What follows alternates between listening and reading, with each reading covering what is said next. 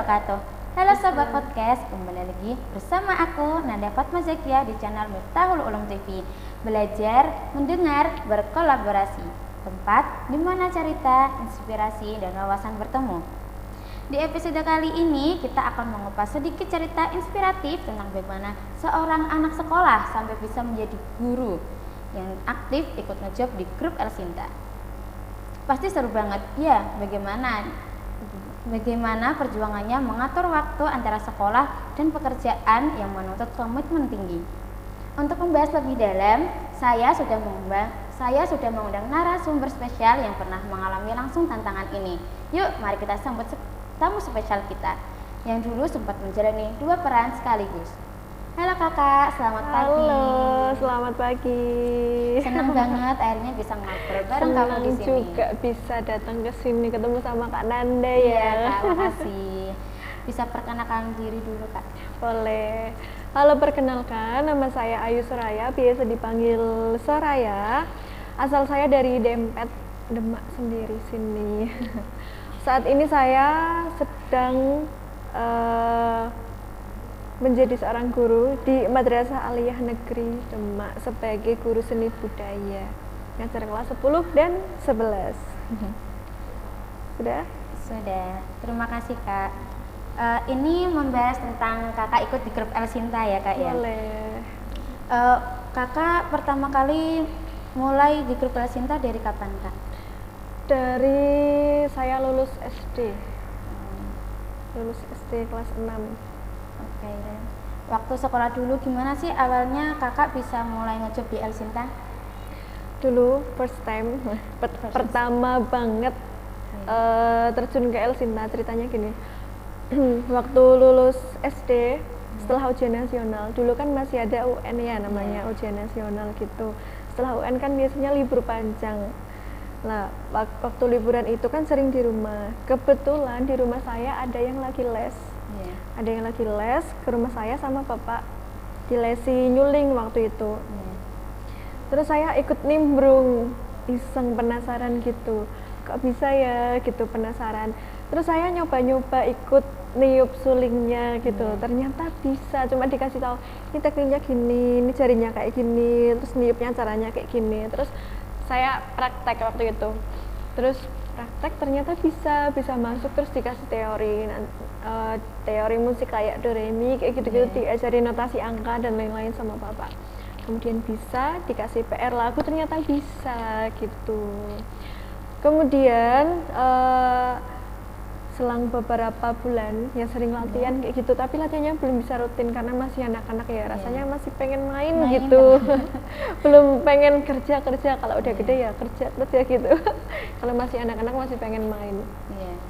Kemudian selang beberapa bulan setelah latihan dapat beberapa lagu, hanya beberapa lagu waktu itu. Kemudian ada tawaran nih, satu grup El Sinta, salah satu grup legendnya Qosidah di Semarang dan Demak. Tepuk tangan dong. El Sinta siapa sih yang nggak kenal ya kan? Lagi butuh seorang sulingers, pemain suling cewek gitu, ceritanya kayak gitu. Terus dapat info itu, terus bapak konfirmasi ke saya, gimana nih, berani nggak gitu. Terus saya sebenarnya kayak belum pede ya, gimana ya anak sekecil ini, dulu kan masih kecil gitu, masih kecil, masa udah perform kayak gitu. Terus akhirnya nggak apa-apa deh, bismillah, cuma bisa beberapa lagu aja waktu itu, terus nggak apa-apa nanti beberapa lagu di awal kayak gitu, yang penting ada suling cewek kayak gitu. Habis itu dikasih job pertama banget, ngejob itu di Karangtengah, masih ingat. Karangtengah Demak sini. Aku masih ingat banget, panggungnya yang gede banget, lighting yang lengkap, mercon yang dar-der. Aduh, aku naik panggung perasaannya kayak ya Allah, bismillah gitu, bisa gitu. Iya, waktu malam gitu. Terus waktu ya bismillah, terus akhirnya tampil pertama dengan beberapa lagu kayak gitu. Terus akhirnya bosnya El Sinta itu ACC, wah masuk nih gitu. Setelah ini dikasih PR, anak ini bisa lanjut kayak gitu, dikasih PR beberapa lagu, list besok belajar lagu ini bisa belajar lagu ini, jadi kayak satu-satu belajar lagunya sambil jalan kayak gitu, terus dikasih job lagi, terus akhirnya ikut El Sinta sampai sekarang. Gitu. Kakaknya belajar El Sinta yang ngajarin siapa? Belajar suling. Iya. Oh, belajar suling diajarin sama bapak. Kebetulan bapak juga sulinger juga. Di El Sinta juga dulunya? Dulunya sempat di El Sinta menggantikan karena ada personil yang out, kemudian butuh suling, bapak masuk. Tapi karena El Sinta itu grup putri, kalau sulingnya cowok kan agak gimana gitu, akhirnya merekrutlah saya masuk ke El Sinta gitu, sulinger cewek kayak gitu. Kakaknya habis lulus sekolah nerusin kuliah atau enggak? Lulus sekolah, lulus SMA ya, Iya. lulus SMA lanjut kuliah. Di kuliah, tapi masih ikut ngejob di El Sinta? Masih sampai sekarang juga masih. Kenapa kakak tetap mau ngejob di El Sinta walaupun masih sekolah dan kuliah? Kenapa masih mau ngejob di El Sinta walaupun masih sekolah atau kuliah? Rasanya tuh udah apa ya, hobi yang dibayar.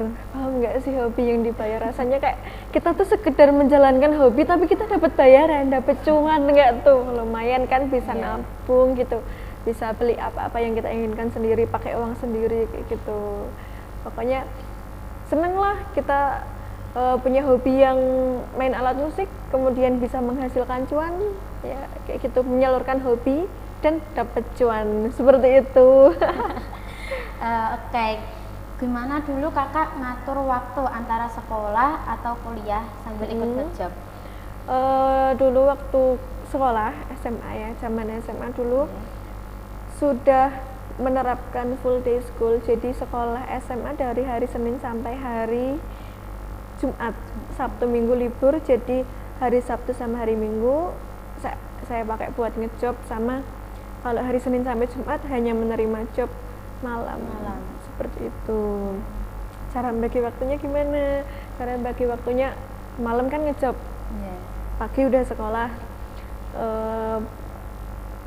pulang sekolah kalau nggak ada misalnya jobnya luar kota, langsung istirahatnya di mobil, di travel bareng-bareng kayak gitu, langsung berangkat terus ngejob, istirahat sebentar, paling sampai rumah itu jam 1, jam 2 kayak gitu, istirahat bentar, pagi langsung berangkat sekolah kayak gitu. Nggak capek kak? Capek tapi seru. Cara mengerjakan PR-nya bagaimana coba? Aku kalau ada PR tak bawa bukunya, Ikut ngejob? bukunya ikut ngejob, jadi di sela-sela job kayak gitu, pokoknya kalau ada waktu luang di sela-sela job, kadang kan dapat job pengajian, kalau ada acara sambutan atau apa, wah ini kesempatan Ngerjain PR. tak pakai buat mengerjakan PR. Sering banget kayak gitu. Gitu kak. Iya. Kakaknya kalau pulang ngejob itu jam berapa kalau malam? Kalau malam pulang ngejob biasanya jam 1, jam 2 baru sampai rumah. Paling jauh di mana kak ngejobnya? Paling jauh dulu pernah di Banyuwangi, pernah di Madura, pernah Jauh kemudian di Karimun Jawa, pernah. Iya sih, wishlistnya pengennya sampai ke luar negeri. Tapi belum, doain ya kak ya. Amin. Amin. Ini healing yang dibayar ini. Ya, sekalian jalan-jalan kak ya. Betul. Ada nggak nih momen atau hal yang bikin kakak bingung atau capek karena harus ngatur sekolah dan kerja sekaligus? Bingung enggak sih, karena tak jalanin aja kayak gitu, karena udah terbiasa juga ya. Jadi ya udah, waktunya sekolah ya sekolah, waktunya kerja ya kerja. Karena masih ada ikatan dengan sekolah, ikatan dengan kuliah waktu itu. Jadi misal ada jadwal kuliah, jadi prioritas saya yang utama waktu itu adalah sekolah dulu, sekolah atau kuliah kayak gitu. Saya prioritasin jadwal kuliah saya prioritasin jadwal sekolah saya.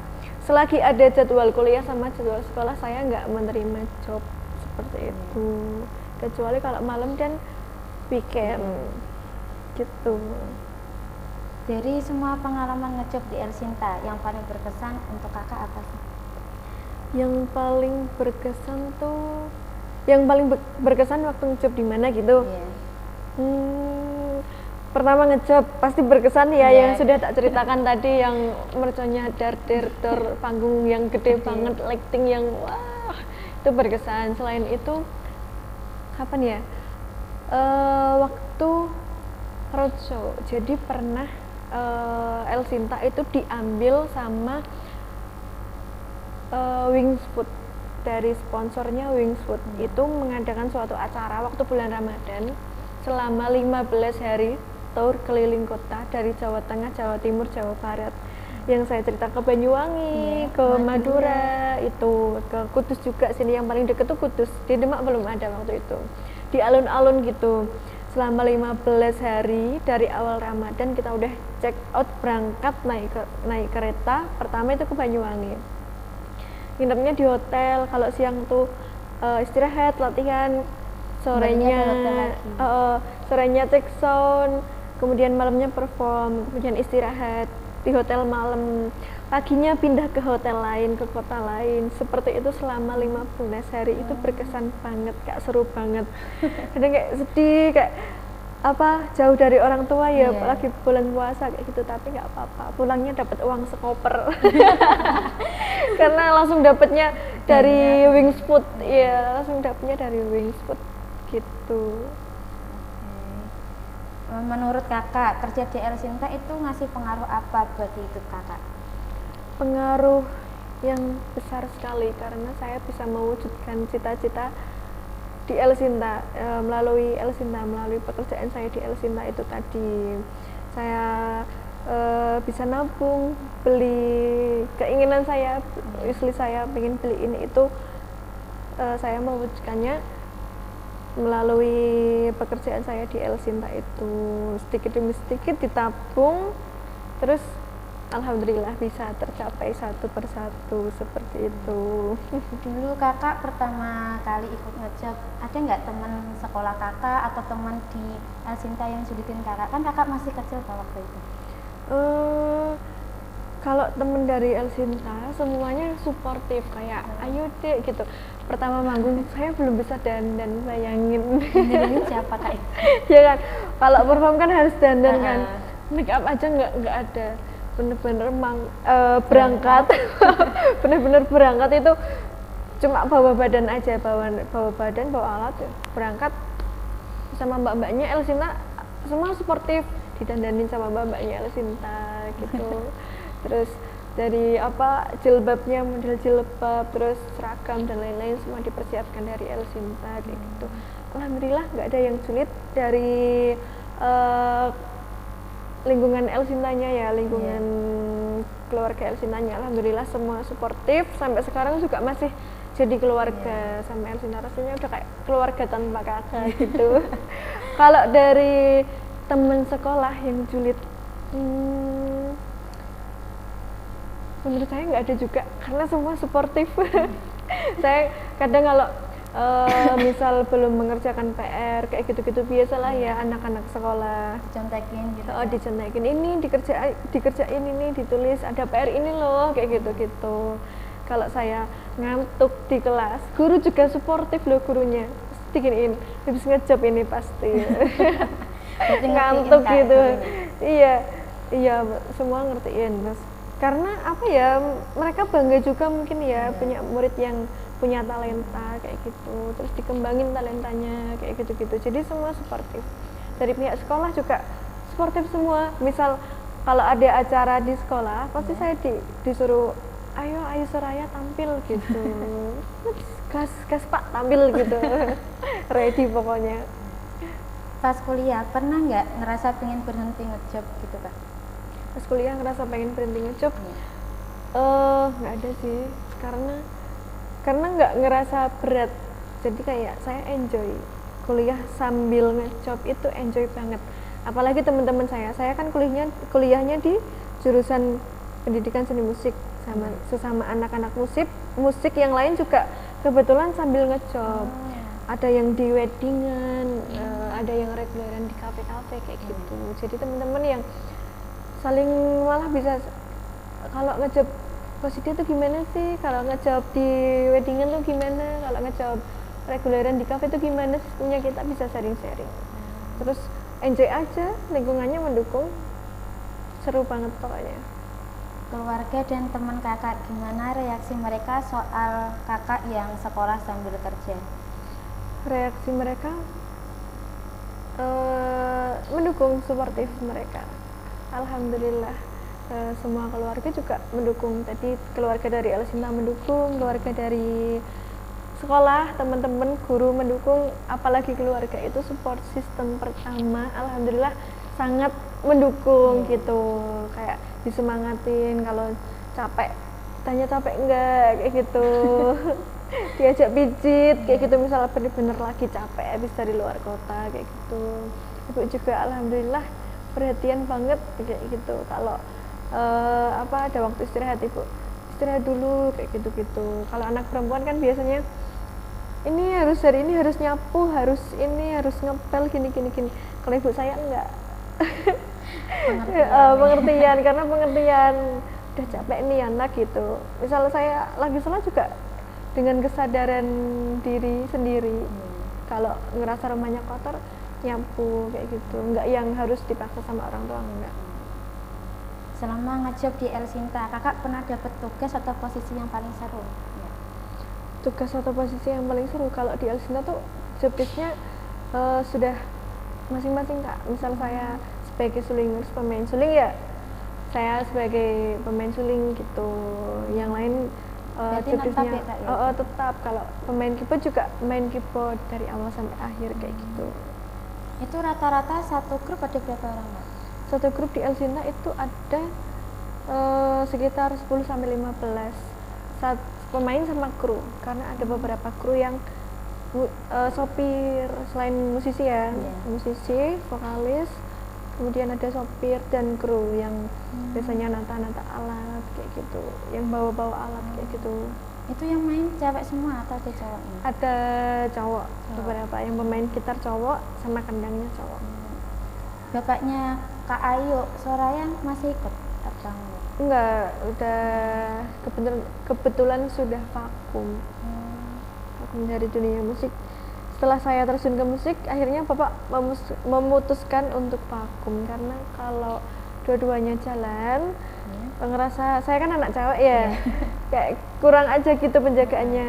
Jadi akhirnya bapak yang ngalah, nggak apa-apa nih, waktunya anak itu berkarir kayak gitu. Jadi kayak mengikhlaskan karirnya ya demi saya. Akhirnya cuma nganter-nganter aja gitu. Ini juga berarti jadi nganter, kalau ngajak berarti bapak.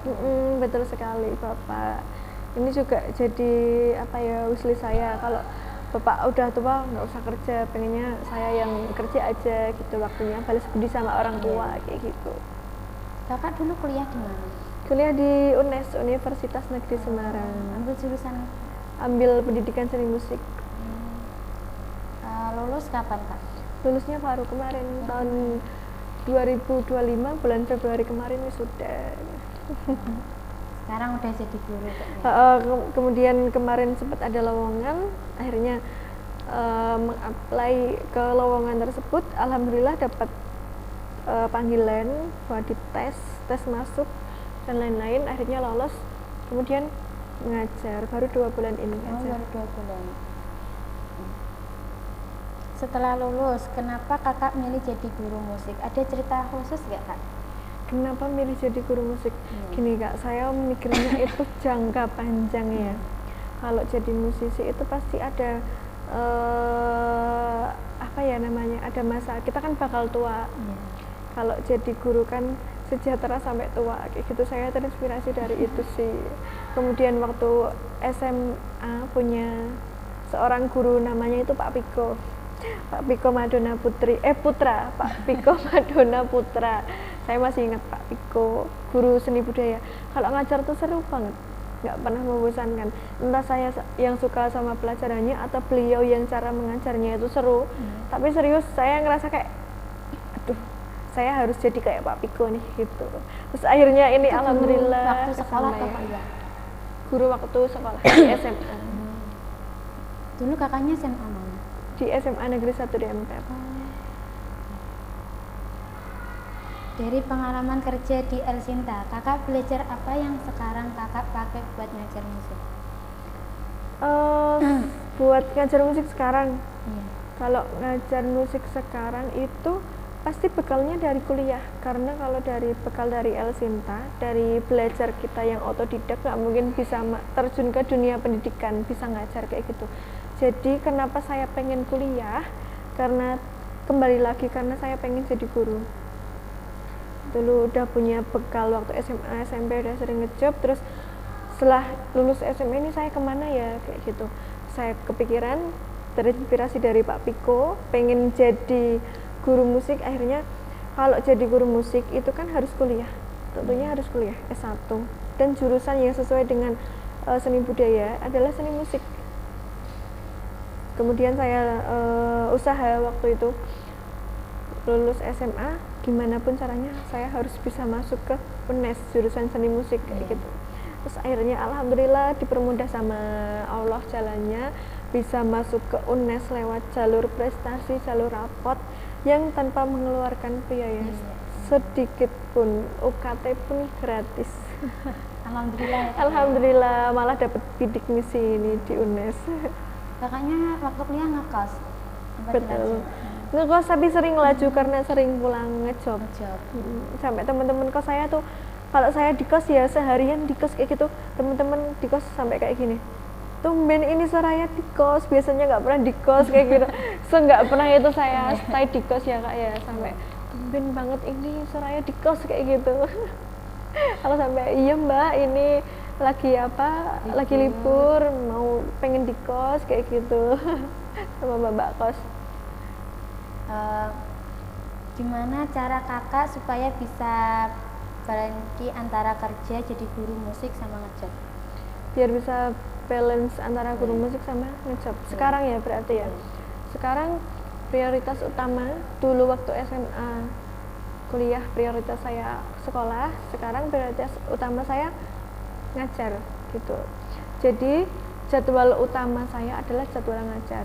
Selagi ada jadwal ngajar, saya nggak akan menerima job kayak gitu. Jadi saya menolak job untuk demi ngajar, karena udah ada ikatan sama sekolah seperti itu, sudah ada kontrak juga sampai sekarang. Itu kalau ikut di El Sinta kontrakan atau enggak Kak? Kalau di El Sinta enggak kontrak. Kebetulan saya juga freelance Kak, ikut grup mana aja kayak gitu. Grup musik yang dimana aja lah, pokoknya selagi saya nganggur mau ngejob saya boleh banget guys. Boleh banget open job ini, malah promosi di sini nggak apa-apa ya. Apa sekalian Kak. Nggak apa-apa, mau ngundang El Sinta lewat saya juga bisa. Sampai berapaan gitu Kak kalau ngundang El Sinta? Boleh deh, nanti dihubungin di nomor di bawah ini. Kalau untuk masalah harga nanti bisa hubungi kontak personnya El Sinta aja. Itu berdirinya El Sinta mulai dari tahun berapa? El Sinta berdiri dari sebelum tahun 2000 sepertinya. Sudah ini sekarang itu udah generasi kesekian. Sudah regenerasi, berganti generasi dari sudah dari gen apa dulu sampai sekarang Gen Z. Mungkin habis ini setelah saya bakal tua juga bakal ada generasi lagi di El Sinta seperti itu. Ada persyaratannya nggak Kak kalau masuk untuk di grup El Sinta? Persyaratan masuk di grup El Sinta? Iya. El Sinta tuh nggak yang apa ya namanya, butuh ketika butuh musik, bukan yang open recruitment kayak gitu-gitu. Di umum enggak sih, cuman kayak apa ya, infonya bukan yang tersebar luas. El Sinta open recruitment anggota baru nih, enggak kayak grup-grup lain, enggak. Tapi yang kayak apa ya namanya, misal ada orang yang mau kayak gitu, langsung kita dites bisa main alat musik, kemampuannya seberapa, layak enggak untuk tampil di El Sinta bareng-bareng sama teman-teman kayak gitu. Misal layak ya langsung direkrut, langsung dikasih job beberapa kayak gitu. Kalau ada latihan ikut latihan. Itu berarti sebelum itu ada latihannya Kak? Ada, sering. Di mana itu Kak? Latihan di base campnya El Sinta. Dulu base campnya El Sinta ada di sini, Katuan Sari, deket sini, depan Samsat. Depan Samsat itu masuk itu base campnya El Sinta. Sekarang udah pindah ke Jepara karena big bossnya El Sinta menikah sama orang Jepara. Jadi sekarang di Jepara kalau mau latihan? Iya, latihannya ke Jepara. Pesan buat yang pengen sekolah atau kuliah sambil kerja kayak kakak itu pesannya apa? Pesan ya, pesan buat yang pengen kuliah sambil kerja, pokoknya pintar-pintar bagi waktu, jangan apa ya, dipilih, diprioritasin yang paling utama itu apa. Kalau misal prioritas utamanya masih kuliah, harus schedule kuliahnya, jadwal kuliahnya dilihat dulu. Selagi ada jadwal kuliah jangan ambil job kayak gitu, karena kalau jadwalnya tabrakan itu nggak enak banget gitu. Jadi pinter-pinter atur jadwal yang pertama. Yang kedua, jaga kesehatan, karena kalau kita udah sakit kita nggak bisa menjalankan tanggung jawab kita. Jadi kita harus sehat, harus minum vitamin. Saya selalu sedia vitamin Kak kalau lagi semisal ya setiap hari sering nyediain vitamin, minum vitamin, terus madu kayak gitu-gitu, minum air putih. Yang dulu biasanya suka banget seblak junk food kayak gitu-gitu sekarang mulai mengurangi ya. Karena udah kalau apa ya, demi kesehatan diri sendiri sih kayak gitu. Kemudian apa ya, yang terakhir, semangat, pokoknya semangat.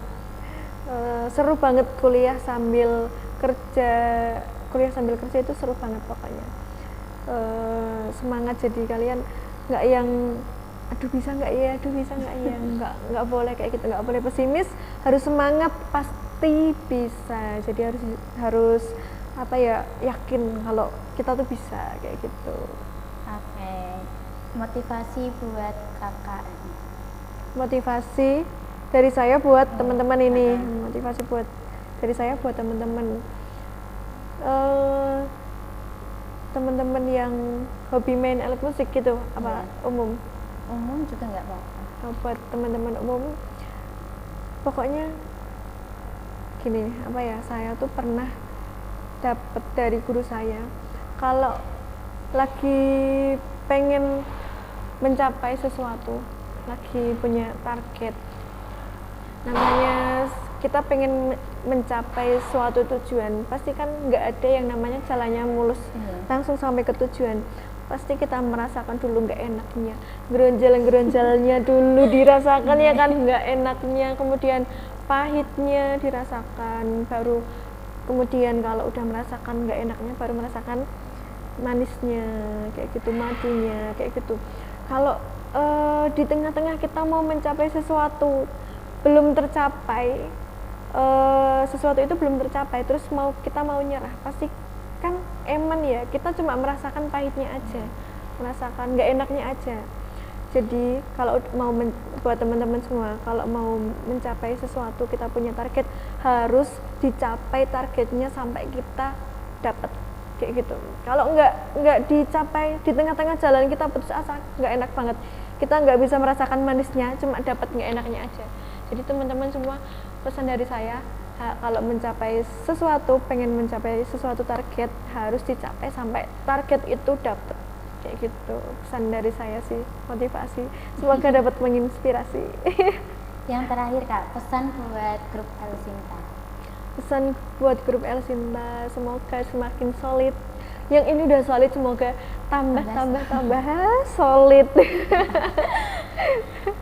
Makin kompak, jadi apa ya, bisa ngomong adiknya, bisa ngomong saya dengan baik. Saya juga mengucapkan terima kasih buat teman-teman El Sinta, keluarga besar El Sinta yang sudah ngomong saya dengan baik ya. Pokoknya semoga kedepannya semakin lancar, semakin jaya, semakin sukses, jobnya semakin banyak, dan bisa keluar negeri, nggak cuma keluar kota. Amin. Amin. Terima kasih banyak Kakak Ayu Soraya sudah meluangkan waktunya untuk datang ke sini. Sama-sama Kak, terima kasih juga sudah mengundang saya dan mempercayakan saya buat menjadi narasumber di broadcast ini. Semoga nanti banyak yang like, banyak yang subscribe. Saya juga mengucapkan terima kasih buat SMK Miftahul Ulum Demak ya. Terima kasih banyak sudah memberi saya ruang untuk bercerita di sini. Khususnya buat jurusan PSPT, semoga semakin sukses, lancar. Amin. Keren banget. Saya tadi datang ke sini, wah keren banget ini ruangannya, alat-alatnya juga keren. Makasih, Apalagi Kak. pas masuk ke sini, ini udah kayak broadcast yang keren, pokoknya keren. Semoga Makasih. sukses, semakin banyak yang subscribe, nge-like, apalagi khusus video ini. Oke. Begitu. Terima kasih juga Kak Nanda Sama-sama, Kak. sudah membersamai saya. Guys, closing. Nanti Closing. kamera tuh.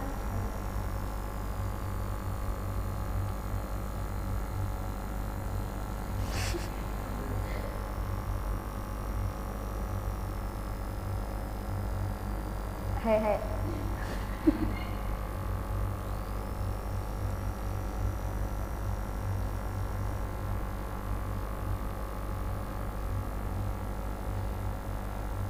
Wah, ternyata seru banget ya kita bisa mengobrol bareng bersama Kakak Ayu Soraya. Semoga kisah Kak Ayu Soraya bisa memotivasi teman-teman pendengar.